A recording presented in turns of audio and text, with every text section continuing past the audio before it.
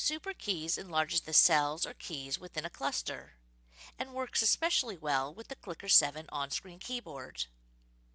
From the Options ribbon, select Accessibility, and then on the SuperKeys tab, click the box to turn on SuperKeys, and then click OK. The keyboard cells are now grouped into clusters. Select the cluster containing the letter you want, and then select the letter to send to the document.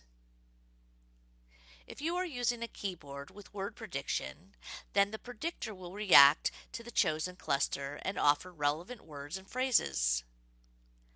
From an open cluster, you can choose to capitalize the letters with the Shift key, use Sound Shift and listen to the letters, delete the previous letter, or close the cluster.